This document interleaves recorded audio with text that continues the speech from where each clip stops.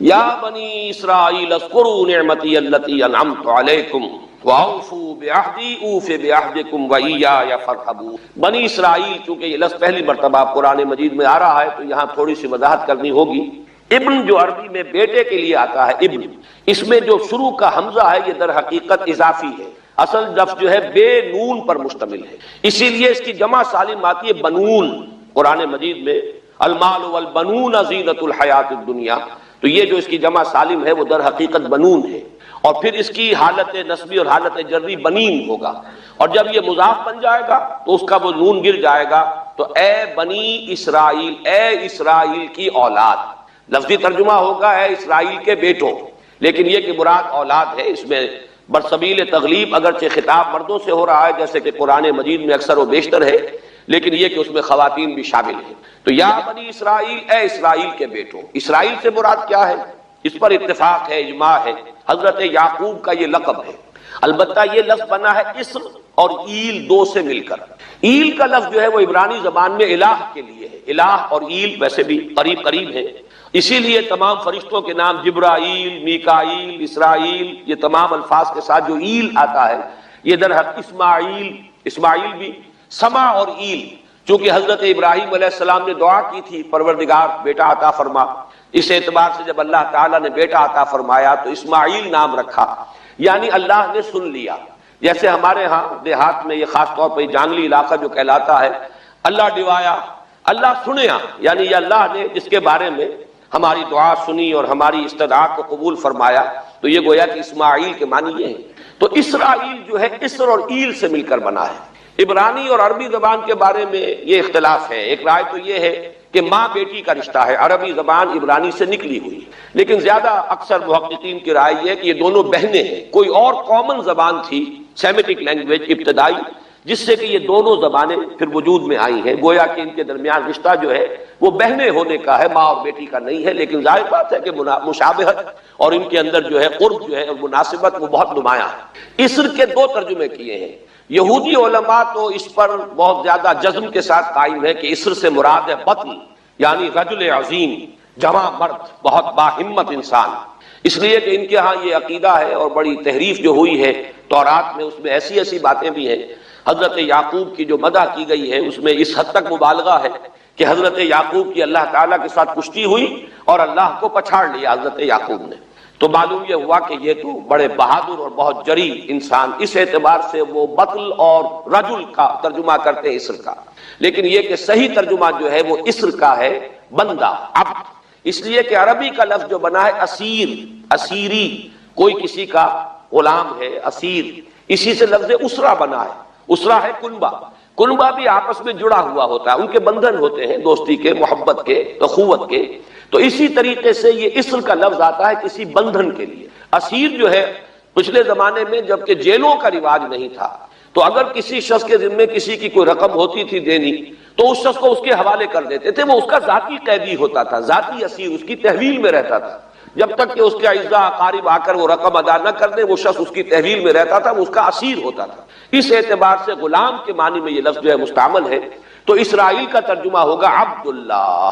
اذان تو میں عرض کر رہا تھا کہ اسرائیل کا ترجمہ ہوا عبداللہ، گویا کہ اب تک ہم نے یا بنی اسرائیل کا ترجمہ کیا اے اللہ کے بندے کی اولاد، مراد ہے حضرت یعقوب علیہ الصلوۃ والسلام۔ حضرت یعقوب حضرت اسحاق کے بیٹے ہیں، حضرت اسحاق حضرت ابراہیم علیہ السلام کے دوسرے بیٹے ہیں۔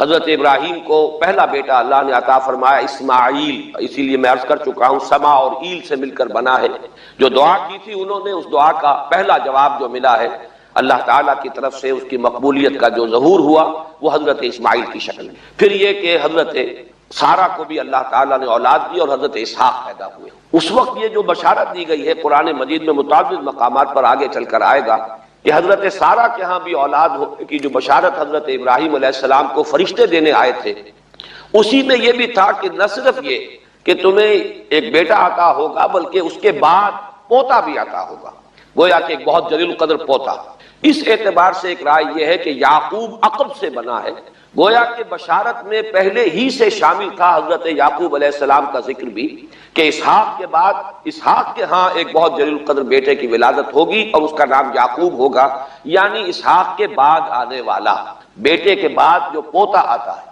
لیکن یہود کی رائے یہ ہے کہ حضرت یعقوب پیدا ہوئے ہیں اپنے بھائی عیسو کے ساتھ، یہ تمام بیٹے ہیں حضرت اسحاق علیہ السلام کے، دو بیٹے پیدا ہوئے بیک وقت، جڑواں بھائی۔ پہلے حضرت عیسو کی ولادت ہوئی ہے، اور تورات کے الفاظ یہ ہیں کہ یعقوب اپنے بھائی عیسو کی ایڑیاں پکڑے ہوئے تولد ہوا، تو چونکہ حضرت عیسو کے بعد حضرت یعقوب کی ولادت ہوئی ہے تو گویا کہ اس وجہ سے ان کا نام حضرت اسحاق نے یعقوب رکھ دیا، عقب میں آنے والا، بعد میں آنے والا۔ بہرحال حضرت یعقوب علیہ السلام کے پھر 12 بیٹے ہیں جن کی تفصیل پوری موجود ہے، یہ تاریخ جو ہے بڑی ریکارڈڈ ہے، اس لیے کہ بنی اسرائیل کی یہ تاریخ جو ہے books of the old testament میں اس کی پوری تفصیل موجود ہے۔ 4 بیویاں تھی حضرت یعقوب علیہ السلام کی، جن سے 12 بیٹے ہوئے، 3 بیویوں سے 10 بیٹے تھے، اور سب سے چھوٹی بیوی سے 2 بیٹے تھے، حضرت یوسف اور بنیامین، اور ان دونوں سے حضرت یعقوب علیہ السلام کو بڑی محبت تھی۔ حضرت یوسف سے چونکہ یہ تاریخ شروع ہوتی ہے اس اعتبار سے کہ انہیں ان کے بھائیوں نے کنویں میں ڈالا، پھر اللہ تعالیٰ نے وہاں سے ان کے نکلنے کا سامان کیا، پھر مصر پہنچایا، پھر مختلف مراحل سے گزار کر انہیں وہاں ایک بہت اونچی پوزیشن تک پہنچایا، تو حضرت یوسف علیہ السلام سے اس اعتبار سے ان کی تاریخ شروع ہوتی ہے۔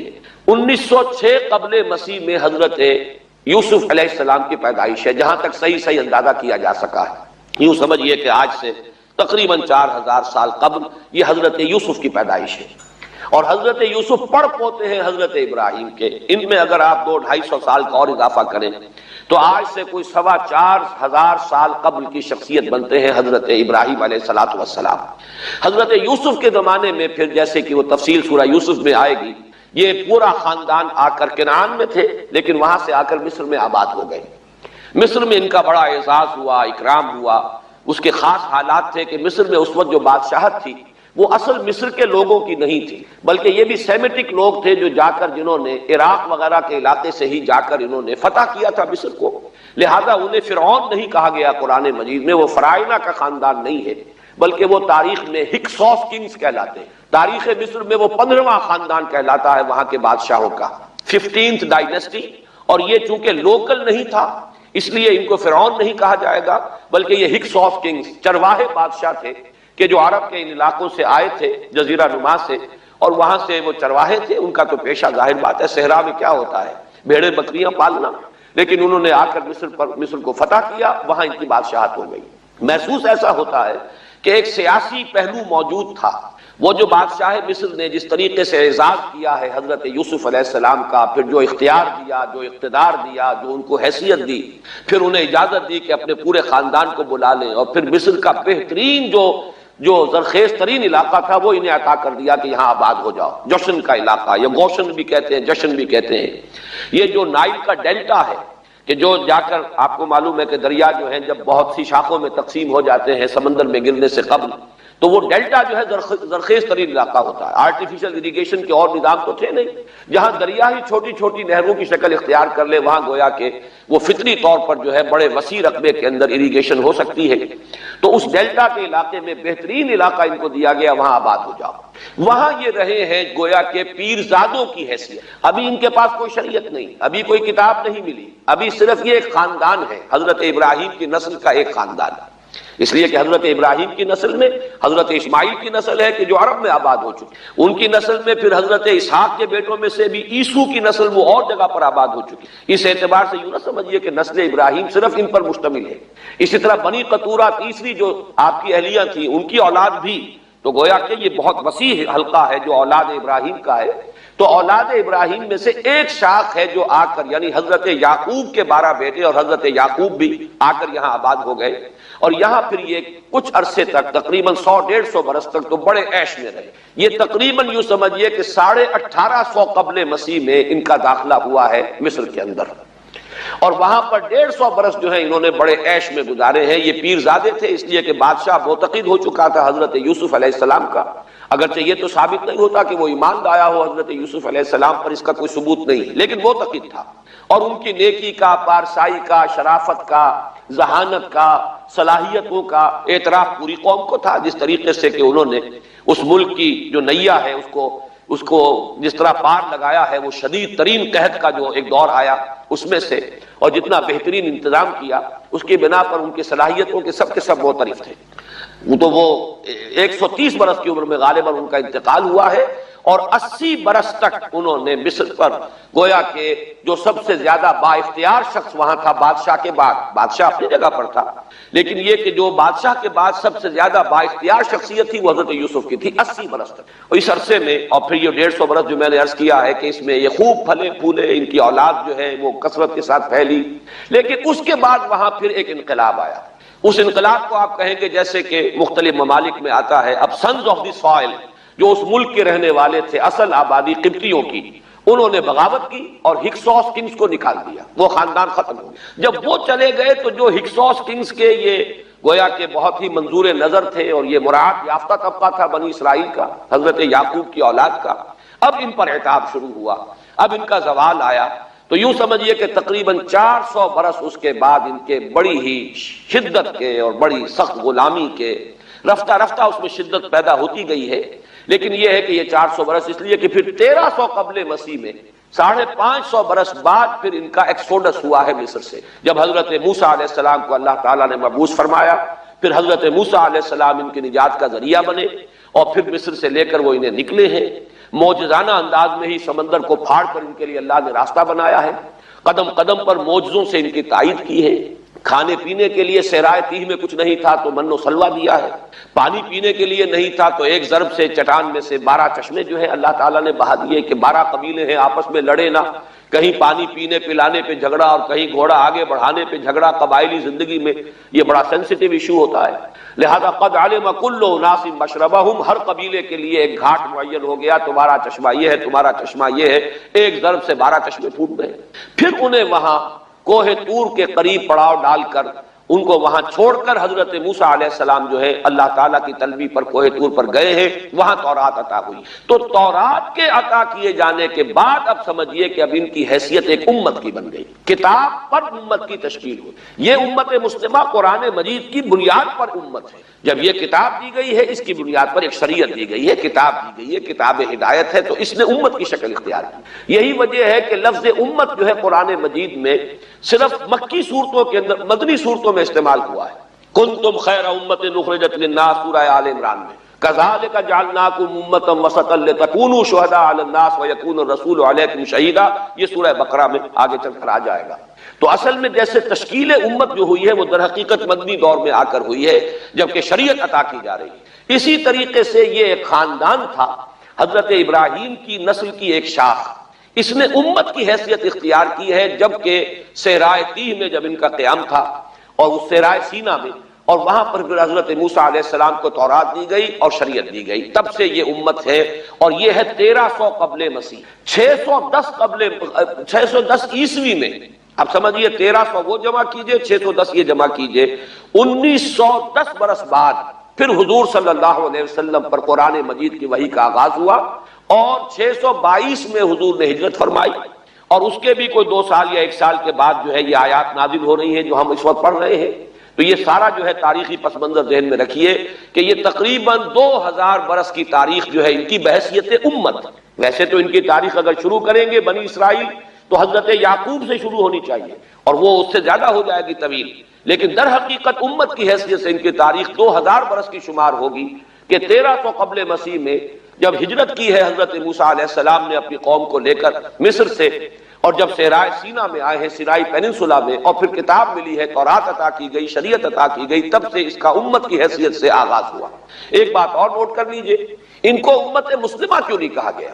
اس کے لیے اس کا ایک سبب ہے۔ در حقیقت امت مسلمہ کا لفظ یا خیر امت یا امت کا لفظ جو ہے اس موجودہ امت کے لیے اس لیے استعمال کیا گیا ہے کہ یہ امت کسی ایک نسل پر مشتمل نہیں، یہ امیین اس کے نیوکلیس ہے، لیکن یہ کہ ہر نسل کے لوگ اس میں آ کر شامل ہوئے ہیں، ہر قوم جو ہے اس میں آ گئی ہے، اس لیے اس کا نام جو ہے وہ صفاتی ہے۔ امت مسلمہ، لیکن چونکہ یہ سابقہ امت مسلمہ ایک ہی نسل پر مشتمل ہے، حضور صلی اللہ علیہ وسلم سے پہلے کسی نبی اور کسی رسول کی بعثت اس کی قوم سے باہر نہیں ہوئی، کسی ایک خاص قوم کی طرف بعثت ہوئی ہے، کسی خاص علاقے کی طرف بعثت ہوئی ہے۔ بعثت عمومی الی کافۃ الناس، یہ صرف محمد الرسول اللہ صلی اللہ علیہ وسلم کی امتیازی شان ہے۔ وما ارسلناک الا کافۃ للناس بشیرا ونذیرا۔ اس اعتبار سے ان کا جو ہے اس میں علم گویا کہ بنی اسرائیل ہی ہے کہ جو برقرار رہا ہے، اے اسرائیل کی اولاد۔ اگرچہ میں اس موضوع پہ تقریریں کر چکا ہوں، لیکن آج پھر اس گفتگو کے حوالے سے بات چیزیں تازہ کرتا ہوں۔ اس وقت عالمی سطح پر یہودی جمع عیسائی بریکٹ میں کر لیجیے، اور امریکہ جمع یورپ یہ بریکٹ میں کر لیجیے، ان کا اندر معاملہ کیا ہے؟ اصل جو ہے اس میں پیچھے مائنڈ ہے، ماسٹر مائنڈ، سازشی ذہن وہ یہود کا ہے۔ باقی عیسائی آلہ کار بن گئے ہیں۔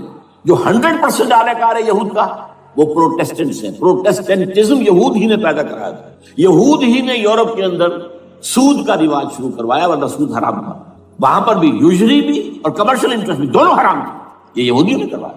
اور پھر پہلا بینک بنوایا ہے انگلستان کے اندر، بینک آف انگلینڈ، اور جو پوپ کے خلاف بغاوت کرائی تو پہلی بغاوت ہوئی انگلستان کے اندر، جو چرچ آف انگلینڈ علیحدہ ہو گیا پوپ سے، اور اسی کو یہودیوں نے قرار دیا یہ ہمارا ماڈرن اسرائیل ہے، یہ اسرائیل ہمیں دیا ہے گاڈ نے، یہ جو ہے برطانیہ۔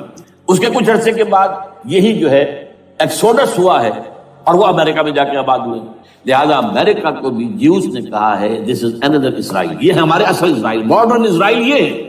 اس لیے کہ جو انہیں وہاں پر اقتدار حاصل ہوا ہے، جو قوت حاصل ہوئی ہے، جس قدر دولت انہوں نے وہاں جمع کی ہے، وہاں کے جس طریقے سے جکڑ لیا ہے حکومتوں کو، فرنگ کی رگے جہاں پنجے یہود میں ہے۔ ٹھیک 100 سال پہلے علامہ اقبال یہ مشاہدہ کر کے آ گئے تھے یورپ میں، اور کون دیکھنے والا تھا کہ وہاں کیا ہو رہا ہے، بیہائنڈ دی سین کیا ہے، سامنے کیا ہے، پردے کے پیچھے کیا ہے۔ فرنگ کی رگے جہاں پنجے یہود میں، اس وقت فرنگ کا امام تھا برطانیہ، یہ وہ سلطنت تھی جس پر سورج کبھی غروب نہیں ہوتا تھا۔ آج وہ فرنگ کا امام امریکہ، افغان، یہ برطانیہ تو اب وہ جو ایک نظم ہے کہ بچپن میں پڑھی تھی، London bridge is going down going down going down, اس کی مثال ہے۔ برطانیہ کی کوئی حیثیت ہی نہیں ہے، ورلڈ پاور کی حیثیت نہیں ہے، وہ تو چھوٹا بھائی اس نے بنا رکھا امریکہ نے اپنا، تو اس حیثیت سے جو ہے اس کی کوئی حیثیت ہے، ورنہ کوئی اور حیثیت نہیں۔ بہرحال ان دونوں میں یہ ہے کہ پیچھے ماسٹر مائنڈ، سازشی ذہن، پلاننگ، اسکیم ساری یہودیوں، اعلی کار امریکہ سب سے بڑھ کر، اس کے بعد برطانیہ، اور اس میں اصل پروٹیسٹنٹس، ان میں بیپٹسٹ، ان میں اس سے بھی آگے بڑھ کر ایونجلسٹ، جن کو کہتے ہیں بورن اگین کرسچنز، جن کو کہتے ہیں نیو کنزرویٹو کرسچنز، یہ تمام اصطلاحات آپ اخبارات میں پڑھتے ہوں گے، ان کو گروپ کرنا، یہ اصل اعلی کار۔ ان کو ایک نیا نام دیا گیا ہے کرسچین زائنسٹ، ایک یہودی زائنسٹ ہیں، سارے یہودی زائنسٹ نہیں ہیں، بہت سے یہودی ہیں جو یہ زائنسٹ کے مخالف ہیں۔ چنانچہ میری ہوسٹن میں ملاقات ہوئی تھی ڈاکٹر وشو براڈ، بہت بڑا پروفیسر ایمیریٹس یہودی، لیکن یہ کہ اس نے کہا، بڑے اجتماع میں کہا، ہمارا اجلاس تھا وہاں پر، ہم نے یہ جو ہے بلایا تھا ایک یہودی، ایک عیسائی اور ایک مسلمان، تینوں جو ہیں وہ تقریریں کریں۔ نے کہا تھا کہ وی آر ناٹ سپورٹنگ اسرائیل۔ اس نے وہ عیسائی جو آیا ہوا تھا پروفیسر، اس نے کہا they are supporting Israel, we are not supporting Israel. اسی طرح میری جو ہوئی تھی round table conference, round table, اس میں ایک یہودی پروفیسر تھے، وہ ہسٹری کے پروفیسر، میں نام بھول رہا ہوں ان کا، انہوں نے کہا آئی ایم اینٹی زائنسٹ، میں زائنسٹ کے خلاف ہوں۔ تو زائنسٹ جو ہے اصل میں ایک سیکولر یہودیوں کی تحریک ہے، اور اس کے سب سے بڑے سپورٹرز کرسچین زائنسٹ وہ امریکہ میں بیٹھے ہوئے۔ تو یہ ہے صورتحال۔ یہ جان لیجئے کیتھولکس جو ہیں یہ اتنے پرو یہودی نہیں ہیں، اب رفتہ رفتہ وہ بھی اس کے اندر آ کر شامل ہو گئے۔ یورپ جو ہے زیادہ Catholics, Roman Catholics, Roman Catholics کا یہ بھی آپ نے جملہ پڑھ سنا ہوگا کہ یہ جو ترکی جو ہے ہمارا ملک، یہ جو کوشش کرتا رہتا ہے گھسنے کی یورپین یونین کے اندر، تو ایک دفعہ جان شراک نے کہا تھا، بڑا پیارا جملہ تھا، why doesn't Turkey understand that we are a Christian club؟ یہ ہماری جو یونین ہے یورپین، یہ تو کرسچین کلب ہے، وہ مسلمان ہے، وہ کس وجہ سے آنا چاہتا ہے بندہ، کیوں تو خود داخل ہونا چاہتا ہے؟ why doesn't Turkey understand that we are a Christian club؟ لیکن یہ ہے رومن کیتھولکس، اور ان کا میں بعد میں آپ کو بتاؤں گا۔ یہی آپ کو معلوم ہے کہ یورپ نے عام طور پر اسرائیل کا اتنا ساتھ نہیں دیا جتنا امریکہ دیتا رہا ہے، اور کسی درجے میں ان کے دلوں میں سافٹ کارنر جو ہے عرب فلسطینیوں کے لیے بھی رہا ہے۔ یہ معاملہ ایران کے بارے میں بھی رہا ہے، جس قدر اسٹرانگ ایکشن امریکہ لینا چاہتا ہے، یہ جو ہے اس کے ساتھ نہیں ہے۔ تو یہ دونوں کا فرق ہے۔ وہ میں اس کا ایک بنیاد بعد میں بتا دوں گا آپ. بہرحال ان کا ایک جو ایجنڈا ہے وہ دو سمجھیے کہ دو اس کے نکات ہیں، دو رسیوں کے مانند یہ آپس میں بٹا ہوا ہے. پہلا، عالم اسلام کے مادی اور مالیاتی وسائل خصوصاً تیل پر قبضہ، یہ ان کا دنیاوی اعتبار سے، دولت کے اعتبار سے، وسائل کے اعتبار سے اس وقت کا ایجنڈا ہے. ویسے تو اس سے اوپر وہ چاہتے ہیں پوری دنیا پر، وہ تو بعد کی بات ہے کہ ابھی نہ وہ روس کو چھیڑ رہے ہیں نہ چین کو چھیڑ رہے ہیں. چین تو ان کا سب سے بڑا جو ہے بزنس پارٹنر ہے، سب سے بڑا، اور چین کو رفتہ رفتہ وہ اپنی لائن پر لا رہے ہیں. اب تو صرف یہ کہ وہ ایک پارٹی گورنمنٹ وہاں رہ گئی ہے جو کہ کمیونزم کے دور کی یادگار ہے، باقی ان کی جو اکانومی ہے وہ تو آ چکی ہے اسی رخ کے اوپر جو یورپ کی ہے، مغرب کی ہے. نمبر 2 ایجنڈا کیا ہے؟ دنیا میں کہیں بھی اسلام کے بحیثیت ایک نظام زندگی ظاہر ہونے کا کوئی موقع نہیں دینا. We have to nip the evil in the bud at any cost. یہ ان کے ایجنڈے کا دوسرا بنا ہے. یہ دو ہیں انٹرٹوائنڈ، جیسے آپ لڑیوں کو بٹ دے کر رسی بناتے ہیں، ایسے یہ دو لڑیے ہیں. اسلام کا پولیٹیکل سوشو اکنامک سسٹم کہیں نہ آ جائے، ہو نہ جائے آشکارا شر پیغمبر کہیں. یہ ابلیس نے کنکلوڈ کیا، وہ جو ابلیس کی مجلس شورا ہے، ہو نہ جائے آشکارا شر پیغمبر، کہیں ایسا نہ ہو کہ پیغمبر کی شریعت دنیا کے سامنے آ جائے، پیغمبر کا نظام آ جائے. الحذر، آئین پیغمبر سے 100 بار الحذر. حافظ ناموس زن، مرد آزما مرد آفری، یہ معاشرت کی نظام ہو گیا. موت کا پیغام ہر نوع غلامی کے لیے، نہ کوئی فخور و خاکہ نہ گدائے رہنشی، یہ سیاسی نظام آ گیا. اور کرتا ہے دولت کو ہر آلودگی سے پاک و صاف، منعموں کو مال و دولت کا بناتا ہے امین. تم دولت کے امین و مالک نہیں ہو. اور اس سے بڑھ کر اور کیا فکر و عمل کا انقلاب، بادشاہوں کی نہیں اللہ کی ہے یہ زمین، ان الارض للہ. یہ نظام کہیں نہ آ جائے، یہ ہے جس پہ کہ وہ خطرہ محسوس کر رہا تھا. اور اس کے بعد یہ کہتے ہیں یہ تو تھا عصر حاضر کے تقاضے، لیکن یہ کہ صورتحال کیا ہے، ہو نہ جائے آشکارا شرع پیغمبر کہیں ہے. یہی یہ معاملہ اس طرح رکھو کہ خود مومن ہے محروم یقین. یہ غنیمت ہے کہ خود مومن ہے محروم یقین. ہمیں اگر کوئی سہارا ملتا ہے تو اس سے کہ مومنوں کو بھی، نام نہاد مسلمانوں کو بھی اپنے اس نظام پر یقین نہیں. وہ نماز پر یقین رکھتے ہیں، روزے پر رکھتے ہیں، زکوٰۃ کو بھی جو بھی اللہ تعالیٰ نے جس کو توفیق دیتا ہے، حج کرتے ہیں، عمرے کرتے ہیں، یہ ہے سب. لیکن یہ کہ یہ غنیمت ہے، چشم عالم سے رہے یہ پوشیدہ یہ آئین تو خوب. وہ ابلیس کہتا ہے کہ یہ آئین چشم عالم سے پوشیدہ رہنا چاہیے. یہ غنیمت ہے کہ خود مومن ہے محروم یقین. ہمارے لیے جو ہے اگر کوئی سانس لینے کی جگہ ہے وہ یہ ہے، حوصلہ افزائی اگر ہے تو اس میں ہے کہ خود مومن محروم یقین ہے، اس کے سامنے وہ راستہ ہے ہی نہیں. اب لیجیے یہودیوں کے ایجنڈے کو میں تجزیہ کر رہا ہوں. سب سے پہلے World Bank, IMF، globalisation, TRIPS, ان تمام ہتھ کنڈوں کے ذریعے عالمی مالیاتی استعمار جو بظاہر امریکہ کا ہوگا حقیقت یہود کا ہوگا. یہودیوں کے نزدیک پوری نوع انسانی حیوانوں کے مانند ہے. They are not human beings, they are goyams, they are gentiles.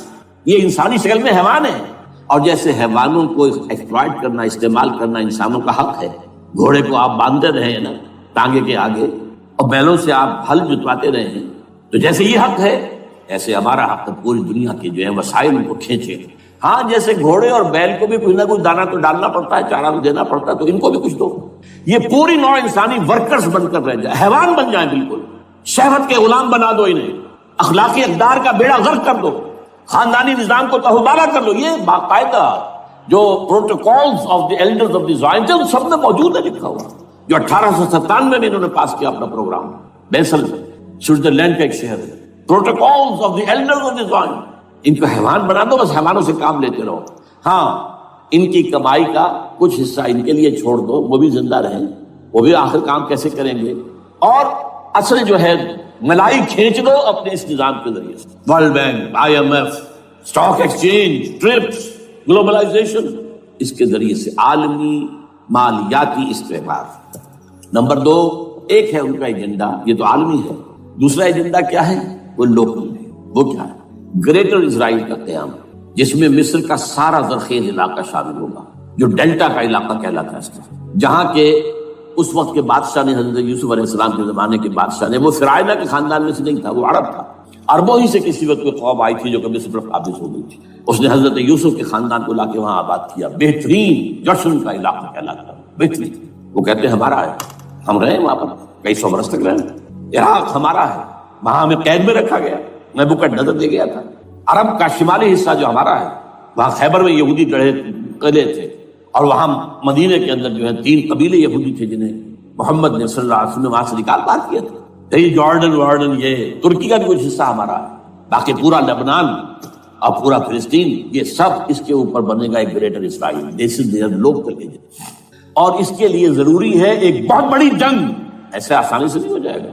آرمگیڈون، جس کو حضور نے فرمایا الملحمۃ العظمیٰ، الملحمۃ الکبریٰ، بہت بڑی جنگ، جس کی خوفناکی اور تباہناکی کا اندازہ اس سے کیجیے۔ حضور فرماتے ہیں کہ اگر ایک باپ کے 100 بیٹے یا ایک دادا کے 100 پوتے ہوں گے تو ان میں سے 99 ختم ہو جائیں گے، ایک بچے گا۔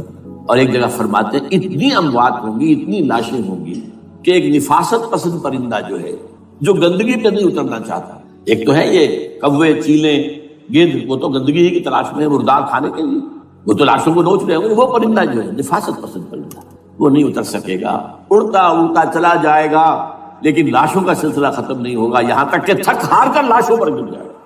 یہ دور نہیں ہے، اس لیے کہ اس پر متفق ہیں یہودی بھی اور عیسائی، پروٹسٹنٹس عیسائی اس کے اوپر پوری طرح متفق ہیں۔ آرمگیڈون، جسے آپ 3rd ورلڈ وار کہہ لیں، الملحمۃ العظمیٰ کہہ لیں، الملحمۃ الکبریٰ کہہ لیں، حضور کے الفاظ میں یہ آئے گی۔ اس کے نتیجے میں گریٹ اسرائیل بنے گا۔ نمبر 3 پھر بنے گا 3rd ٹیمپل، جو ٹائٹس نے گرا دیا تھا 70 میں، سن 70 عیسوی، جسے گرے ہوئے کتنا عرصہ ہو گیا؟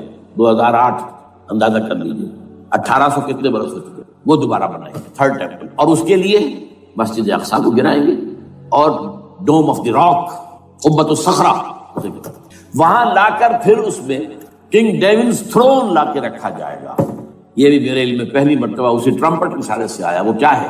حضرت داؤد کا، آج سے کتنے 1000 سال پہلے کی بات ہے، اندازہ کیجیے، 1000 قبل مسیح، اور یہ اب 2000 ہو گیا عیسوی، 3000 برس تو ہو گئے۔ وہ کیا تھا؟ ایک پتھر تھا جس پر بٹھا کر حضرت داؤد کی تاج پوشی کی گئی، پھر اسی پر حضرت سلیمان کی تاج پوشی، تو اسی پر ان کے بادشاہ آتے رہے، تاج پوشی ہوتی گئی۔ ٹائٹس نے جب گرایا ہے سن 70 عیسوی میں، یروشلم کو برباد کیا، 1,33,000 یہودی ایک دن میں قتل کیے، ایک دن میں، باقی نکال دیا، بھاگ آیا۔ اس کو کہتے ہیں diaspora, that started in 70 AD، یہ منتشر ہو گیا، جس کا جال سنگھ سمایا چلا گیا، یورپ میں چلے گئے، شمالی افریقہ میں، مسلمان ملکوں میں، انڈیا میں آ گئے، ایران میں آ گئے، سب جگہ وہاں سے نکال دیے گئے، ڈائسپورا۔ بہرحال وہاں سے وہ ٹائٹس وہ پتھر لے گیا، وہ روم میں لے گیا، روم سے کسی طرح وہ آئرلینڈ پہنچ گیا۔ آئرلینڈ پیور کیتھولک ملک ہے، آپ کو معلوم ہے، اور وہاں پر پروٹیسٹنٹس کی اور کیتھولکس کی جنگیں ہوتی رہتی ہیں۔ کبھی بھی شیعہ سنی مسلمانوں کی اس طور سے خانہ جنگی نہیں ہوئی ہے جیسے کہ وہاں ان دو عیسائیوں میں کیتھولکس اور پروٹیسٹنٹس میں ہوتی ہے۔ وہ رومن کیتھولک ملک ہے، وہاں سے وہ انگلینڈ میں آیا۔ انگلینڈ میں جب آ گیا، بلکہ وہاں سے اسکاٹ لینڈ سے انگلینڈ میں پھر اس کو ایک کرسی کے اندر اس کی سیٹ کی حیثیت سے بنا کر ایک تھرون کی شکل دے دی گئی، اور وہ جو ویسٹ منسٹر ایبے ہے، برطانیہ کے پارلیمنٹ کے ساتھ جو چرچ ہے ویسٹ منسٹر ایبے، وہاں اس کو لا کے رکھ دیا گیا۔ اس وقت سے برطانیہ کے بادشاہوں اور ملکاؤں کی تاج پوشی وہاں ہوئی۔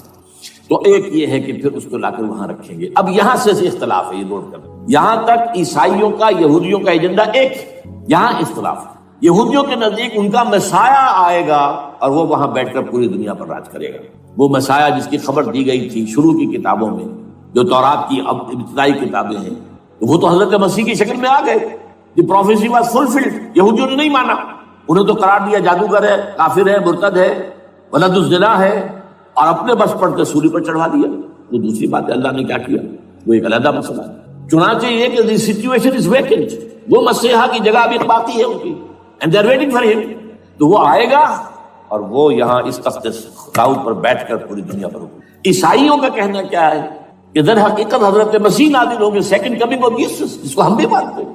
اگر کہ ہوگا کیسے، حالات و واقعات کا کیا ہمارے نزدیک رنگ ہے وہ کچھ مختلف ہے، وہ میں اس کو بیان نہیں کر سکتا۔ حضرت مسیح علیہ السلام پھر اس تخت پر بیٹھیں گے ان کے عیسائیوں کے مطابق۔ چنانچہ پوپ جو مر گیا ہے، پال سیکنڈ، اس کو یہ ٹرمپٹ والے کہتے ہیں شیطان، اور ان کا کہنا یہ ہے کہ اس شیطان نے the old ancient Roman holy Roman empire کو ریوائیو کیا ہے یونائٹڈ یورپ بنا کر، اور ان کا مقصد کیا ہے کہ یہ فلسطین میں ایک رومن کیتھولک حکومت قائم کرنا چاہتے ہیں۔ یہودی اپنی حکومت چاہتے جو ہے، اور وہ اپنی حکومت چاہتے ہیں، یہ ان کا کہنا ہے۔ یہ میں نہیں جانتا کہ اس میں کس حد تک ایک دوسرے پر الزام درست ہے. لیکن جیسے کہ آپ کو معلوم ہے کہ انڈونیشیا کے اندر بھی ہوا تھا، ایک جزیرے کو تقسیم کر دیا، ایک حصہ جو ہے اس کا وہ رومن کیتھولک ریاست بن گیا. شاید نائجیریا میں بھی اس طرح کا معاملہ ہوا ہے تھوڑے علاقے کے اندر وغیرہ وغیرہ. تو یہ ہے. لیکن بہرحال یہ ان کا عیسائیوں کا معاملہ کیا ہے، میں نے جیسا کہ بتایا کہ یہ تو اس ایجنڈے کے اندر متفق ہے، اور عیسائی بھی ورلڈ ڈومینیشن، مالیاتی جو ہے استعمار، اس کے لیے کوشاں ہے. لیکن ان کے نزدیک حضرت عیسیٰ ابن مریم آئیں گے علیہ الصلوۃ والسلام اور وہ حکومت کریں گے. اس پورے ڈرامے کا اسکرپٹ پورا یہودیوں کا لکھا ہوا ہے، اور انہی کی سازش اس پورے ڈرامے کے پیچھے ہے. البتہ بظاہر اس ڈرامے کا بڑا کیریکٹر جس سے آپ ہیرو کہیں وہ امریکہ ہے، اور اس کے تابع یورپ بھی ہے. یہ ہے عالمی سطح پر معاملہ اس وقت. ویسے میری 2 کتابیں جو ہیں اس پر کتابچے ہیں. 4 سال پہلے میں نے اسی مقام پر 2 تقریریں کی تھی، ایک موجودہ عالمی حالات اور اسلام کا مستقبل. وہ دوسرا حصہ جو میں اس وقت نہیں چھیڑ رہا، ہوگا کیا اصل میں، جس میں یہ ہے کہ کہیں اسلامی ریاست قائم ہو، خلافت کا نظام قائم ہوگا کہاں ہوگا یہ میں نہیں کر رہا. حضرت مہدی کا ظہور ہوگا، وہ آئیں گے عرب کے اندر. پھر یہ ہے کہ وہ جو گریٹر اسرائیل کے خلاف جہاد ہوگا، اور اللہ کرے گا کہ رفتہ رفتہ یہ ممالک جو ان سے لے لیے جائیں گے، یہاں تک کہ بالآخر ایک یہودی اعلان کر دے گا میں ہوں مسیح، جس کو کہ عیسائی بھی کہتے ہیں اینٹی کرائسٹ، اور یہ کہتے ہیں یہ بیپٹسٹ بھی کہ اینٹی کرائسٹ جو ہے وہ یہودی ہوگا. جبکہ کچھ عرصے پہلے بہت بڑا پروپیگنڈا ہوا تھا کہ اینٹی کرائسٹ جو ہے، دجال جو ہے وہ تو مسلمان ہوگا. نہیں، لیکن وہ کہتے ہیں کہ ہوگا یہودی ہوگا. اور پھر اس یہودی کو قتل کریں گے حضرت مسیح، دی ریئل مسیح، اصل مسیح جو اٹھا لیے گئے درمیان میں، وہ آئیں گے، اور ان کے ہاتھوں دجال بھی قتل ہوگا، اور پھر مسلمانوں کے ہاتھوں ایک ایک یہودی ختم ہوگا. پھر ایک عالمی اسلامی ریاست قائم ہوگی حضرت مسیح کے ہاتھوں، اور وہاں پر حضرت مسیح ایک حدیث میں آتا ہے 40 برس تک پوری دنیا پر حکومت کرے. بہرحال یہ دوسرا پکچر ہے جو ہمارے سامنے، میں اس وقت کی تفصیل میں نہیں جا رہا. جو ان کے سامنے پکچر ہے وہ میں نے آپ کو بیان کر. اب اس میں تجزیہ کیجئے افغانستان پر حملے کا اصل سبب جو میں نے 2 بتایا نا، 2 لڑیاں ہیں ان کے ایجنڈے کی. ایک اسلام کہیں ظاہر نہ ہو جائے، اسلام کا نظام ظاہر نہ ہو جائے، اور ایک مسلمانوں کے مالیاتی خاص طور پر تیل کے وسائل پر قبضہ. اب افغانستان میں کیا ہوا ہے، یہ سارا معاملہ تھا اسلام کا راستہ روکنے کے لیے، کہ یہاں تو اسلام ایک شکل دکھا رہا ہے اپنی، اور اگر انہیں موقع مل گیا تو یہ تو ایک ایسی ویلفیئر اسٹیٹ قائم کر دیں گے. زکوٰۃ کا نظام قائم ہو جائے گا تو اعلیٰ ترین ویلفیئر اسٹیٹ قائم ہو جائے گی. اور اگر یہاں پر جو ہے یہ ساری سزائیں نافذ ہو گئی، معاشرہ کرائم فری ہو جائے گا، لوگوں میں محبت ہوگی، مساوات ہوگی، اور یہ کہ عام لوگوں کے لیے ویلفیئر ہوگا. اور یہ سامنے نظام آ گیا تو پھر ہمارا یہ نظام کیپیٹلزم یہ کہاں رہے گا؟ اس کو تو منہ چھپانے کی جگہ نہیں ملے گی. لہذا افغانستان پر حملے کا اصل موٹو یہ ہے. البتہ یہ ساتھ ہی یہ بھی تھا کہ افغانستان کے راستے سے سینٹرل ایشین سٹیٹس جو ہیں ان سے پائپ لائنیں لا کر اور وہ پھر کہیں گوادر کے آس پاس سمندر تک لائے جائے تاکہ ہم وہاں کے جو ہے ڈرین کر سکیں جو تیل اور گیس کے ذخائر ہیں سینٹرل ایشین سٹیٹس کے اندر جو مسلمان سٹیٹس ہیں. تو اس کے لیے راستہ جو ہے وہ لینا چاہتے تھے افغانستان سے. اب وہ جہاں تک افغانستان کا تعلق ہے وہ تو ان کے قبضے میں ہے، جب چاہے کر لیں. اب پاکستان کا معاملہ جو تھا وہ جیسا کہ میں نے کہا کہ اس کا راستہ وہ رک گیا جبکہ انہیں واپس جانا پڑ گیا. لیکن انہوں نے افغانستان میں کوشش کی طالبان کے زمانے میں. یونیکول جو ہے ان کی سب سے بڑی جو ہے کمپنی ہے، اس نے مذاکرات کیے. وہ دیکھ کر حیران رہ گئے کہ یہ ان پڑھ، یہ ملے ملاٹے جو ہیں یہ تو بڑے ٹف بارگینر ہیں. اس طریقے سے پاؤں جما کر طالبان نے جو ان کے ساتھ مذاکرات کیے ہیں اور ان سے اپنی شرطیں پیش کی ہیں کہ وہ گھبرا کر بھاگ گئے. یہ صورتحال بھی تھی افغانستان پر قبضہ کرنے میں. لیکن یہ ہے کہ اصل کیا تھا کہ وہ اسلام کی کوئی شکل دنیا کے سامنے نہ آنے پائے جو ان کا میجر ہے. اسی لیے پورا عالم کفر جمع ہے، امریکہ، یورپ، روس، چین، سب جمع ہے. بھارت تو ہی ہے، یہ سب جمع ہے. آپ نے یاد ہوگا جب لال مسجد کا حادثہ ہوا ہے اور ہمارا یہ بدبخت اور بدمعاش انسان اس نے صرف خود جان بوجھ کر اسے بڑھایا، ایک پھنسی کو پھوڑا بنایا، اس نے پھر شگاف کیا اور شاباش لی ہے. امریکہ سے شاباش آ گئی، نیٹو سے شاباش آ گئی، رشیا سے شاباش آ گئی، چائنا سے شاباش آ گئی. وہ چونکہ محسوس کر رہا تھا کہ اندرون ملک تو میری اب کشتی ڈگمگا رہی ہے، ڈاواڈول ہے. I have to have more support from outside. اور for that I have to do it. کہ دیکھو میرے عین قلب میں پاکستان کے یہ پھوڑا نکل آیا تھا، یہ بنیاد پرستی کا اور یہ شدت پسندی کا اور یہ تنگ نظری کا اور یہ فلاں کا اور یہ دہشت گردی کا. اور میں نے دیکھو کیسے اس میں چیرا دیا کتنے لوگوں کو ختم کر دیا. اچھا اس میں یہ بھی ذہن میں رکھیے کہ افغانستان کے بارے میں یہودیوں کے علم میں ہے کہ حضور کی حدیثیں کیا ہے. حضور کی حدیث ہے یخرج من خراسانہ رایات سود خراسان کے علاقے سے کالے جھنڈے لے کر فوجیں چلیں گی. لا یردھا شیء، کوئی طاقت ان کو رخ نہیں موڑ سکے گی. حتیٰ تنصب بیلیا، یہاں تک کہ وہ آپ کے بیت المقدس میں جھنڈے گاڑ دیے جائیں. دے نو اٹ، یہ جان لیجیے یہ لوگ پڑھے لکھے لوگ ہیں. میں آپ کو ایک واقعہ سناتا ہوں. جب 1967 میں یہودیوں کو فتح ہوئی بہت بڑی، اور پورا یروشلم اب ان کے قبضے میں آ گیا، ایسٹ یروشلم جو کہ ابھی جارڈن کے قبضے میں تھا. تو جب موشے دایان تھا وہ کانا، وہ داخل ہوا فاتح کی حیثیت سے، تو اس کے ساتھ ایک ربائی تھا بہت بڑا، چیف ربائی یہودیوں کا بہت بڑا عالم، اور وہ رو پڑا. تھا تو فتح کا وقت، خوشی کا، رویا. So this is the beginning of the end, یہ الفاظ آئے اخبارات میں.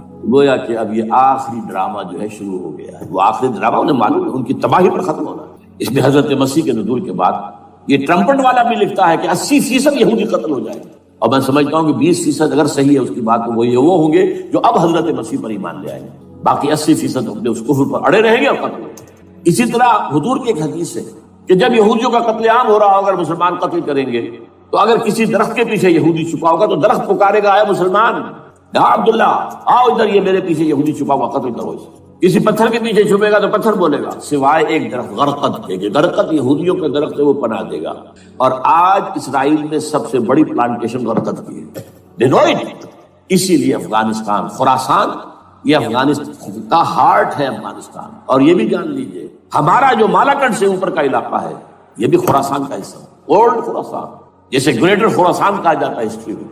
ایک میں نے ایرانی سے پوچھا تھا اس کے بارے میں، تو اس نے کہا خراسان ہمارا ایک صوبہ ہے. میں نے کہا وہ تو مجھے معلوم ہے، جس کا دارالخلافہ مشہد ہے اور یہ ان کا مقدس شہر ہے، وہ تو اسے مکے کی طرح سمجھتے ہیں. بہرحال میں نے کہا میں پوچھ رہا ہوں پرانا خراسان بزرگ، تو خراسان بزرگ کا انہوں نے بتایا پورا افغانستان اس میں شامل. اور پھر یہ اسٹیٹس جو ہیں سینٹرل ایشین اسٹیٹس، اور ایران کا ایک حصہ اور پاکستان کا ایک حصہ، یہ جو مالاکنڈ کہلاتا ہے.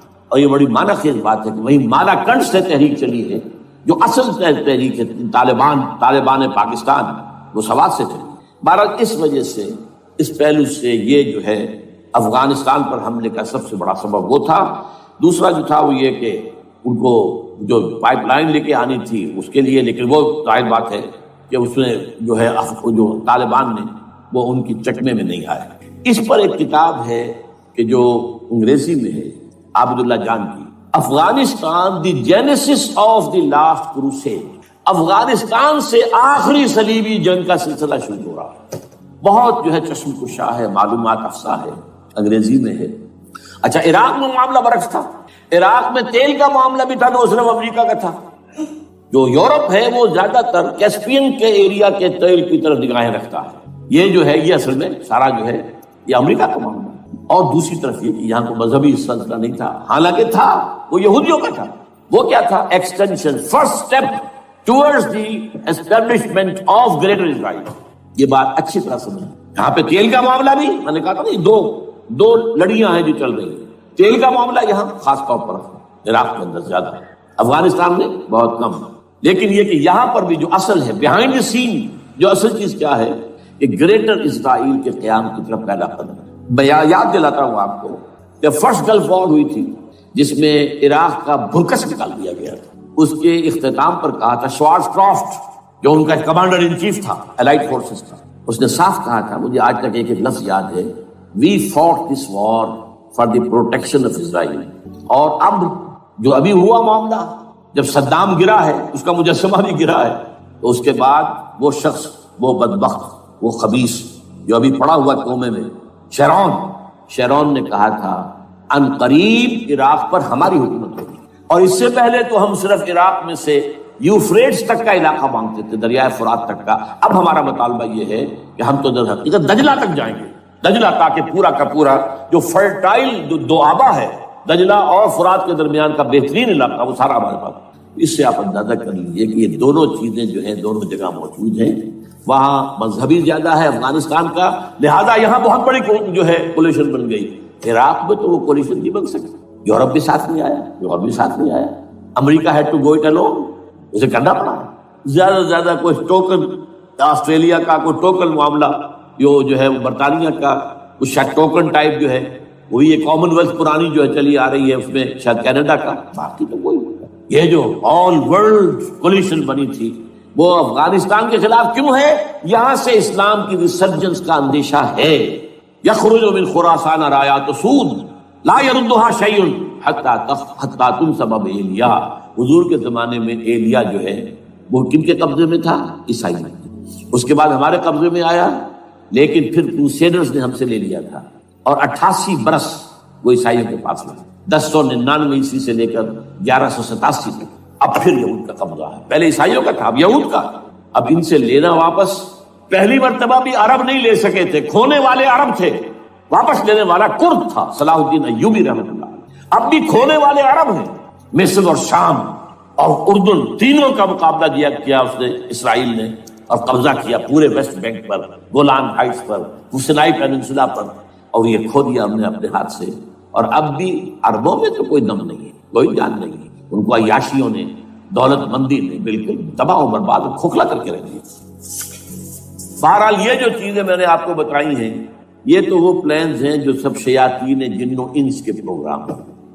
وہ جیسے کہ کبھی کہا تھا خمینی صاحب نے، شیطان بزرگ، دی گریٹسٹ سیٹن، امریکہ۔ اصل میں امریکہ، اور اس کے پیچھے حقیقت میں یہود، سامنے امریکہ، پیچھے یہود۔ بالفعل کیا ہوگا یہ تو پھر اللہ ہی جانتا ہے کیا ہوگا۔ وَمَكَرُوا وَمَكَرَ اللَّهُ، کافر اپنی چالیں چلتے ہیں، اللہ اپنی چال چلتے ہیں۔ اور سَنَسْتَدْرِجُهُم مِّنْ حَيْثُ لَا يَعْلَمُونَ وَأُمْلِي لَهُمْ إِنَّ كَيْدِي مَتِينٌ۔ اے نبی آپ گھبرائیں نہیں، ہم ان کافروں کو رفتہ رفتہ وہاں سے لے آئیں گے جہاں سے آپ کو بھی انہیں احساس تک نہیں ہوگا کہ یہ تو گرفت میں آ رہے ہیں، ٹریپ ہو رہے ہیں، اور ابھی ذرا میں انہیں ڈھیل دے رہا ہوں۔ میں املی لہم ان قیدی متین، میری چال بہت مضبوط۔ وہ اللہ کیا کرے گا وہ میں نے آپ کو بتایا، جھلک دکھا دی ہے۔ انشاءاللہ اسی علاقے میں پاکستان اور افغانستان، اور اس کا ہارٹ ہوگا یہ پشتونستان، سرحد اور مشرقی افغانستان مل کر پشتونستان، پشتون اسی مشرقی اس میں ہے، پاکستان کا مغربی صوبہ ہے، شمال مغربی سرحدی صوبہ، یہ ہارٹ، اور پھر پاکستان اور افغانستان انشاءاللہ یہی ہوگا۔ اور پھر یہ کہ یہاں سے فوجیں جائیں گی جو حضرت مہدی کی حکومت جمائیں گی عرب کے اندر۔ عربوں میں جان نہیں ہے کہ وہ مہدی کی حکومت کو جما سکے۔ یخرج ناس من المشرق یعطون للمہدی بسلطانہ، مشرق کی طرف کے کسی ملک سے فوجیں آئیں گی جو مہدی کی حکومت قائم کرے، عربوں میں دم نہیں۔ بہرحال ہوگا کیا وہ میں نے کہا کہ یہ تو اللہ کے ہاتھ میں ہے۔ اب یہ کہ کرنا کیا چاہیے، یہ ہے میری تقریر کا آخری حصہ۔ دیکھیے ذوالفقار مرزا نے جو کچھ کہا اور سید قائم علی شاہ، میں خوشائند سمجھتا ہوں کہ طالبانائزیشن اور ہے، اسلامائزیشن اور ہے، ٹھیک ہے۔ چلیے آواز مکے اور مدینے۔ طالبانائزیشن کے اندر کچھ بغیر تعلیم یافتہ، کچھ جذباتی، اس طرح کے لوگ بھی ہیں جن میں انتہا پسندی بھی ہے، جیسے کہ میں پہلے بیان کر چکا، افغانستان میں ہوا ہے، افغانستان کے اندر بھی رفتہ رفتہ وہ اپنی چیزوں سے نکل رہے تھے، نکل جاتا ہے، لیکن موقع نہیں دیا گیا، نیتی بٹ ختم کر دیا گیا۔ اسی طرح ہمارے سرحدی صوبے میں جیسا کہ میں بتایا 3 قوتیں برسرکار ہیں، who knows it، کون کیا کرے۔ لیکن بہرحال یہ کہ پہلی بات یہ، اسلام اور پاکستان لازم و ملزوم ہیں۔ یا اسلام آئے گا تو یہ ملک رہے گا، نہیں آئے گا تو ختم ہو جائے گا، اس میں کوئی شک نہیں۔ میری 2 کتابیں پڑھ لیجیے اگر اللہ توفیق دے، ہمت دے۔ اسلام اور پاکستان، یہ سن 67-68 کی تحریریں میری ہیں۔ جینیسس آف پاکستان کیا تھا، how Pakistan came into existence. پھر یہ کہ میں نے استحکام پاکستان کے نام سے سن 85 کے اندر کتاب لکھی ہے، یہ دونوں کتابیں پڑھی ہیں۔ پاکستان کا کوئی جواز نہیں اگر یہاں اسلام نہ آئے، اور واقعی ہم جواز کھو چکے ہیں، تو اللہ تعالیٰ ہمیں مہلت دے رہا ہے۔ لیکن اب یہ سمجھ لیجیے یہ اللہ تعالیٰ کی طرف سے ایک خاص مہلت ہے، اور شاید آخری مہلت ہے جو ہمیں مل رہی ہے۔ یہاں اسلامائزیشن نہ ہوا تو یہ ملک نہیں رہے گا۔ میں یہاں آپ کو ایک شعر سنا دوں، ہے تو ایک ایسی شخصیت کا جو کچھ کنٹروورشل بھی ہو گئی، بعد میں بدنام بھی ہو گئی۔ ایک زمانے میں جماعت اسلامی کے بڑے مخصوص کارکن تھے وہ، مولانا کوثر نیازی، انہوں نے ایک بڑا تلخ شعر کہا تھا، اسلام کو اگر تیری فضا راس نہ آئے، اے میرے وطن تجھ کو کوئی آگ لگائے۔ ہمیں اسلام چاہیے، اور اسلام نہیں آئے گا تو یہ ملک نہیں رہے گا۔ کوئی زرداری، کوئی نواز شریف اس ملک کی بقا کی ضمانت نہیں دے سکتا۔ اس کی بقا ہے اگر تو اسلامائزیشن۔ 61 سال کی ہماری بے وفائی اللہ کے ساتھ کیے ہوئے وعدے کی، اس کا ایک عذاب ادنا ہم جھیل چکے ہیں۔ 71 یاد کی سن 71، پاکستان 2 لخت، 93,000 مسلمان پاکستانی بھارت کی قید میں بھیڑوں بکریوں کی طرح ہانک کر لے جائے گئے، ٹرکوں میں بھر بھر کر، جیسے کہ ڈیرہ غازی خان سے بھیڑیں بکریاں آتی ہیں لاہور میں ذبح ہونے کی، کنسنٹریشن کیمپس میں ہمارے ٹائیگر نامی جرنیل نے پیش کیا اپنا ریوالور، کتنے لوگ مارے گئے، کتنا فساد ہوا، مسلمان کے ہاتھوں مسلمانوں کا خون کتنا ہوا۔ یہ اللہ کا ایک خاص عذاب ہوتا ہے۔ میں نے وہ آیت آپ کو سنائی تھی، قل هو القادر على ان يبعث عليكم عذابا من فوقكم او من تحت ارجلكم، اے نبی سے کہہ دیجیے اللہ اس پر قدرت رکھتا ہے، جب چاہے تم پر کوئی عذاب اوپر سے بھیج دے، تمہاری زمین کے نیچے سے نکال دے۔ زلزلہ آیا تھا کہ نہیں؟ او يلبسكم شيعا، ایک تیسری شکل بھی ہے، نہ اللہ آسمان کو کوئی تکلیف دے نہ زمین کو، زمین پھٹے گی تو آدمی جائے گا نا، بلکہ تمہیں گروہوں میں تقسیم کر کے او يلبسكم شيعا فيذيق بعضكم بعض بعض، تو ایک دوسرے کی قوت کا ایک دوسرے کو مزہ چکھائے، تم خود ایک دوسرے کے گلے کاٹو، ہمیں کسی اور قوم کو تکلیف دینے کی ضرورت نہیں ہوگی، یہ کام ہمارے ساتھ ہو چکا ہے 1971۔ بہرحال اب اس کے بعد بھی تاخیر تو ہماری جو کی تو ہے، اب ہم اس جگہ پر پہنچ گئے کہ شاید اب عذاب الاکبر آنے والا ہے۔ وہ آیت بھی میں نے شروع میں پڑھی تھی، وَلَنُذِيقَنَّهُم مِّنَ الْعَذَابِ الْأَدْنَىٰ دُونَ الْعَذَابِ الْأَكْبَرِ لَعَلَّهُمْ يَرْجِعُونَ۔ چھوٹا عذاب آیا 1971 میں، پاکستان بہرحال مغربی پاکستان تو برقرار رہا، اس کا نام بھی پاکستان رہا۔ اب شاید بڑا عذاب آ رہا ہو، بلکنائزیشن جس کے نقشے جو ہیں دنیا میں شائع کیے جا چکے، اور اس اسلامائزیشن کے لیے جو میں کہہ رہا ہوں کہ اس کے بغیر یہاں پاکستان نہیں رہے گا، اس کے لیے اس کی جو دستوری، تدریجی، قانونی، پرامن اگر راستہ اختیار نہ کیا گیا تو ملیٹنسی بڑھے، یہ رکنے والی نہیں ہے۔ یہ جو اوپر کا جو علاقہ ہے، ایک ٹرائنگل ہے جس کا نقشہ کھینچا ہے ایک بہت بڑے مصری ادیب اور مورخ نے، شکیب ارسلان ان کا نام تھا۔ انہوں نے کہا ہے کہ یہ پامیر سطح مرتفع جو ہے، پامیر جسے روف آف دی ورلڈ کہا جاتا ہے، اس سے پہاڑوں کے سلسلے نکلتے ہیں، کوئی چین کی طرف چلا گیا، کوئی تبت کی طرف چلا گیا، جو قراقر نظر آ گیا پاکستان کی طرف، ہمالیہ آ گیا پاکستان انڈیا کی طرف، ادھر ہندو کش چلا گیا افغانستان میں، یہ سب جیسے کہ ایک جو پہیا ہوتا ہے اس کے جو لگے ہوتے ہیں اسپوکس جنہیں کہتے ہیں۔ اس نے کہا کہ ایک طرف ہمالیہ اور ایک طرف ہندو کش، اس کے درمیان میں جو قوم رہتی ہے، اب نوٹ کر لیجیے، یہ ہمالیہ کا اینڈ جو ہے مغربی، وہ کیا ہے، یہ نتیا گلی وغیرہ اسی کا حصہ ہے، اس کے بعد ختم، دریائے سندھ بہ رہا ہے، لیکن اوپر جا کے وہ ٹرن دیتا ہے رائٹ کو، تو پھر اب وہ قراقرم اور ہمالیہ کے درمیان جاتا ہے، یہاں تک کہ انڈیا سے جو اس کا داخلے کا راستہ آ جاتا ہے۔ لیکن یہ جو ہے یہ درمیانی راستہ، یہ اصل میں ہندو کش ادھر اور ہمالیہ ادھر، اس کے درمیان جو قوم آباد ہے، اور اس ٹرائنگل کا بیس ہے مالاکنڈ کا پہاڑ، مالاکنڈ، ہمالیہ، ہندو کش۔ اس ٹرائنگل میں جو قوم آباد ہے، شکیب ارسلان کہتا ہے اگر پوری دنیا میں اسلام کی نبضیں ڈوب جائیں تب بھی یہاں کے لوگوں میں اسلام کی نبض چلتی رہے۔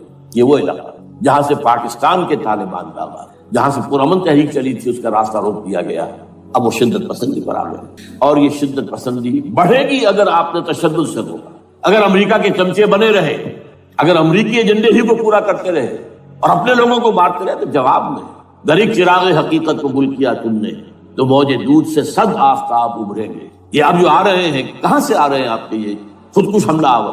یہ وہی ان لوگوں کے رشتے دار ہیں جو امریکی بمبارڈمنٹ میں مارے گئے، کتنے ہیں جن کے بچے ختم ہو گئے، بیٹے مر گئے۔ یہ جو ہمارے ہاں ایک کمانڈوز کے کیمپ کے اوپر جو حملہ ہوا تھا اور خودکش بمبار، جس سے کہ شاید 18-19 بہترین آپ کے کمانڈوز ختم ہوئے تھے، وہ کون تھا؟ وہ خود کمانڈو تھا، اندر کوئی اور تو جا ہی نہیں سکتا تھا، یہ کمانڈوز کا کیمپ تھا، اور اس کے میس میں لوگ جا سکے، کوئی جا سکے، وہ خود کمانڈو تھا۔ اس کی بیٹی لال مسجد کے اندر جلی تھی۔ اب آپ اندازہ کیجئے کہ اس کے دل میں جو کھول رہا تھا اس کا جذبہ، اس نے اس کو ٹھنڈا کیا خود جان دے کر۔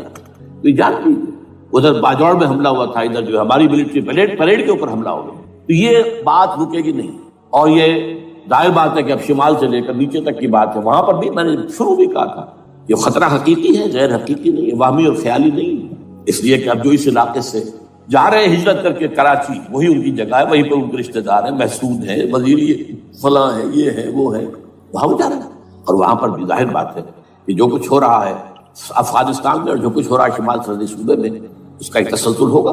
میں یہاں یہ عرض کر دوں آپ سے کہ تقریباً 4 سال قبل، بلکہ 4.5 سال، میں انتہائی مایوسی کو پہنچ چکا تھا کہ پاکستان کا وجود باقی نہیں رہے گا۔ میں نے یہی تقریر کی ہے 29 فروری سن 2004، اس لیے پاکستان جواز کھو چکا، یہ اسلام کے نام پر تھا، ویئر اسلام؟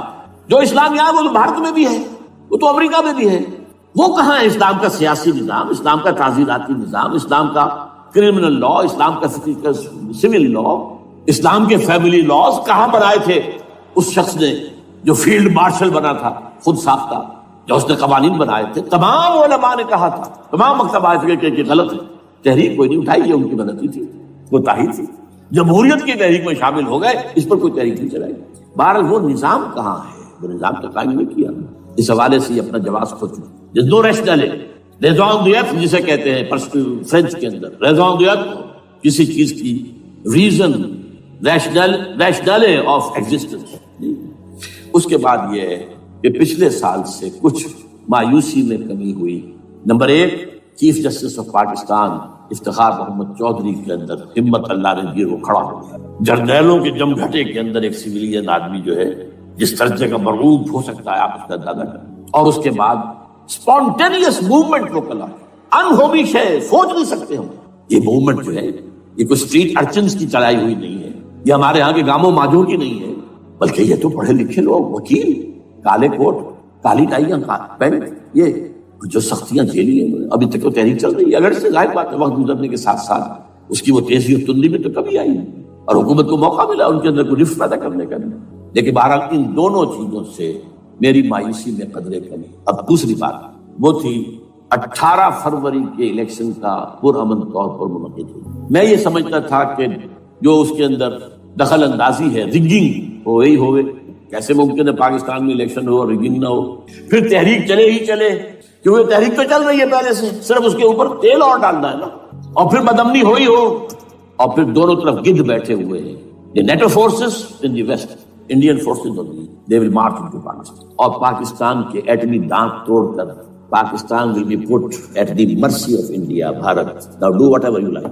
Condoleezza Rice کا میں آپ کو بیان پر سنا چکا ہوں، پاکستان کے مستقبل کا فیصلہ امریکہ اور بھارت بھی کرے۔ بہرحال اب تیسری جو امید ہوئی ہے کہ کل پرسوں میں جو ہوئی ہے کولیشن جو ہے یہ ناکام ہوتی نظر آ رہی تھی، لیکن یہ کہ صدر کے مواخذے پر یا صدر کے خلاف جو ایک کارروائی ہو رہی ہے، اللہ کرے کہ وہ پوری ہو جائے، یا اس سے بھی بہتر ہے کہ وہ خود ہی استعفیٰ دے کر دفع ہو جائے۔ بہرحال یہ کہ اس سے بھی کچھ امید کا پہلو جو ہے پیدا ہوتا ہے۔ اب یہاں اسلامائزیشن کا پرامن، تدریجی اور اسلام کا دستوری اور قانونی طریقہ کیا ہے؟ وہ طریقہ کیا ہے؟ 1949 اور 50 میں جو عمل شروع ہوا تھا، جو اس کے بعد سے آج تک جو ہے ختم ہو گیا، اس کو اصل دور شروع کیا جائے، دوڑ پیچھے کی طرف اے گردش ایام کی۔ 49 میں کیا ہوا تھا؟ قرارداد مقاصد۔ وہ گویا کہ پاکستان میں نظام خلافت کی جڑ تھی جو رکھ دی گئی تھی کہ sovereignty belongs to Allah and whatever authority we have it's a sacred امانت، یہ تو اصل میں استعمال کی جائے گی یہ قوت کتاب و سنت کے دائرے کے اندر۔ this is خلافہ، in essence it is خلافہ۔ خلافت کی بنیاد رکھی گئی۔ اس سے پہلے 48 میں سن 47 کی ایک تقریر کی وجہ سے جو غلط فہمی پیدا ہوئی تھی قائد اعظم کی 11 اگست کی، اس کا انہوں نے کراچی کی ہائی کورٹ بار ایسوسیشن میں جا کے کہہ دیا تھا کچھ لوگ شرارت کے ساتھ یہ پروپیگنڈا کر رہے ہیں کہ پاکستان میں دستور شریعت پر مبنی نہیں ہوگا، یہ فتنہ ہے، غلط کہہ رہے ہیں، نفی کر دی تھی۔ اب یہ دوسری بات ہے کہ اندھوں کے اندھے جو ہیں وہ اس 11 اگست کی تقریر کو لیے پھرتے ہیں اس کے ایک جملے کو، اور یہ اتنی کھلی بات جو کی شریعت کا لفظ، شریعت پاکستان کا دستور جو سمجھتا ہے کہ شریعت پر نہیں مبنی ہوگا وہ غلط کہتا ہے، وہ شریر ہے، شرارت پیدا کر رہا ہے، یہ قائد اعظم کا الفاظ۔ بہرحال اس کے بعد ایک عمل کیا ہوا تھا سن 50 میں، یہاں کے سیکولر عناصر نے ایک بڑا شور مچایا، کس کا اسلام لاؤ گے؟ شیعہ کا، سنی کا، دیوبندی کا، بریلوی کا، وہابی کا، کس کا اسلام؟ اللہ تعالیٰ غریق رحمت کرے ان بزرگوں کو۔ پاکستان کے تمام مذہبی مکاتب فکر کی ٹاپ کی قیادت جمع ہو گئی کراچی، شیعہ، اہل حدیث، بریلوی بھی، دیوبندی بھی، 31 علماء، جماعت اسلامی بھی، مولانا مودودی بھی اس میں تھے۔ انہوں نے 22 پرنسپلز ایگریڈ اپون، دستور بنانے کے لیے 22 پرنسپلز ہیں، حاضر ہے بناؤ دستور۔ اب کوئی دلیل نہیں رہی، کوئی عذر نہیں، تمام مکاتب فکر کے لوگ جمع۔ بعد میں ہوا کیا ہے، اس میں کس کا کتنا رول ہے، یہ بڑی درد بھری داستان ہے، میں اس وجہ کو چھیڑنا نہیں چاہتا۔ حاصل کیا ہے، وہاں سے ہمارا پروسیس ڈیریل ہوا، کچھ اپنوں کے کیے، کچھ بیرونی دباؤ۔ قرارداد مقاصد کی سزا دی گئی لیاقت علی خان کو، تم نے پاس کرائی ہے، اسے ایسے قتل کیا گیا کہ سراغ تک نہیں ملا کہ کسی نے قتل۔ یہ ایسے تو نہیں ہوتا، اس میں پیچھے بڑے بڑے کریکٹرز، بڑے بڑے کردار۔ اب اس کے بعد وہ عمل کیسے شروع ہو؟ ضیاء الحق نے جو ایک ادارہ قائم کیا تھا فیڈرل شریعت کورٹ، اصولی اعتبار سے بہترین قدم ہے۔ وہ کیا تھا؟ یہ شریعت کورٹ ہے، اس میں کوئی شخص لائے پیٹیشن کہ پاکستان کا فلاں قانون جو ہے میں ثابت کرتا ہوں کتاب و سنت کے منافی ہے، یا کورٹ سو موٹے لے لے کسی بھی معاملے کو، ایگزسٹنگ جو قوانین ہیں ان کا جائزہ لے کہ اس میں یہ پورا قانون یا اس کی یہ شک جو ہے یہ خلاف شریعت ہے، اس پر آرگومنٹ ہو، دونوں طرف کے دلائل ہوں، علماء بھی آئیں، وکلاء بھی آئیں، بحث کریں۔ شریعت کورٹ کا تو میدان ہوتا کھلا، بالآخر اگر کورٹ فیصلہ دے دے کہ ہاں یہ ایگزسٹنگ قانون یا جو قانون قابل زیر غور ہے بننے جا رہا ہے یہ خلاف شریعت ہے یا جزوًا شریعت کے خلاف ہے، تو وہ اسے کینسل کر دے گا اور کہہ دے گی کورٹ کہ اگر یہ مرکزی معاملہ ہے تو مرکزی حکومت، صوبائی معاملہ تو صوبائی حکومت اتنی مدت میں 3 4 6 مہینے کے اندر اندر اس کی آلٹرنیٹ لیجسلیشن کر لے، جیسے ہی مہلت ختم ہوگی یہ قانون ڈیفنکٹ ہو جائے گا۔ اصولی اعتبار سے اس سے زیادہ صحیح اسکیم کوئی نہیں سوچ سکتا، آج بھی میں قائل ہوں، لیکن یہ بدبختی تھی اس شخص کی، ضیاء الحق کی، اس کو بالکل غیر مؤثر کر دیا۔ 2 ہتھکڑیاں پہنا دی، 2 بیڑیاں پہنا دی۔ کانسٹیٹیوشن آف پاکستان آپ کے دائرے کار سے خارج ہے، یہ سیکریٹ کاؤ ہے، ہاتھ نہ لگانا۔ جو جوڈیشل پروسیجرل لاز ہیں، ضابطہ دیوانی، ضابطہ فوجداری، یہ بھی تمہارے دائرے سے خارج۔